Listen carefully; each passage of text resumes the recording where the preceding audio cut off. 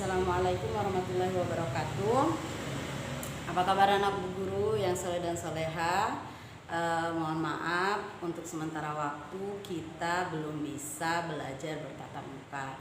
Jadi kita kembali lagi ke pembelajaran mode daring atau dalam jaringan. Baiklah, hari ini kita akan membahas tentang kalimat efektif. Intinya kalimat efektif itu adalah kalimat yang terdiri dari unsur-unsur SPOK yang sudah pernah kita pelajari di kelas 5 sebelumnya. Apa saja SPOK? SPOK adalah subjek atau orangnya, predikat atau kata kerjanya, apa yang dikerjakan orang itu.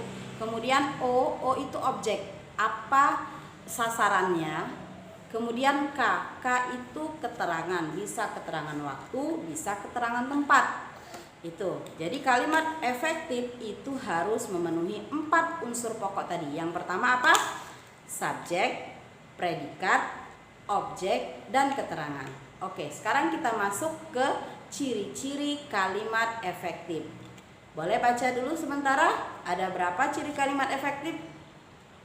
Iya, ada 4. Apa saja diantaranya? Oke, ciri yang pertama, ciri-ciri kalimat efektif yang pertama adalah memiliki unsur penting atau pokok. Minimal ada subjek dan predikatnya. Contoh, Fatir membaca.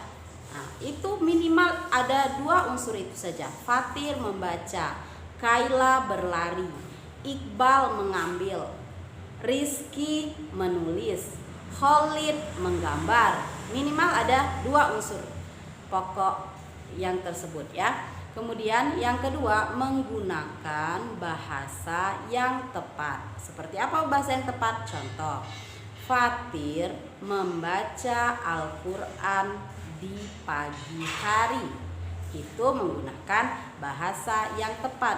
Lalu bagaimana bahasa yang tidak tepatnya? Seperti Fatir membaca Al-Quran di pagi hari. Nah, kata membaca itu tidak tepat.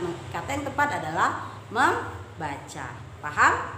Oke, kalau paham kita lanjutkan ke unsur yang ketiga. Apa unsur yang ketiga? Menggunakan kaedah ejaan yang berlaku. Bagaimana kaedah ejaan yang berlaku? Contoh, Iqbal tidak mengambil makanan Kaila. Itu ejaan yang baku. Lalu bagaimana yang tidak baku?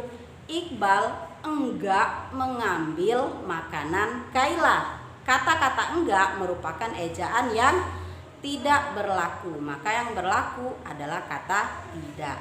Oke, kita lanjut ke unsur yang keempat. Unsur yang keempat adalah menggunakan pilihan kata yang tepat dan sesuai kebutuhan. Ingat, sesuai kebutuhan. Jadi tidak usah terlalu panjang. Contoh misalnya seperti ini. Ali membaca buku pada pagi hari ditemani pisang goreng dan teh panas. Nah, kalimat itu sudah tidak sesuai kebutuhan karena yang tepat adalah hanya Ali membaca buku di pagi hari. Atau bisa saja dilengkapi dengan seperti ini. Ali membaca buku sejarah Nabi pada pagi hari. Oke? Sampai di sini paham? Semoga paham ya anak-anak Bu Guru yang soleh dan soleha. Pahami dulu penjelasan dari video Bu Guru. Kalau memang tidak paham, baru kemudian tanyakan kepada bundanya, mamanya ya, atau orang tuanya. Dan kalaupun juga tidak paham, boleh telepon Bu Sinta. Oke? Sekarang Bu Guru akan kasih tugas untuk anak-anak Bu Guru. Tugasnya sedikit saja. Buatlah 2 contoh kalimat efektif.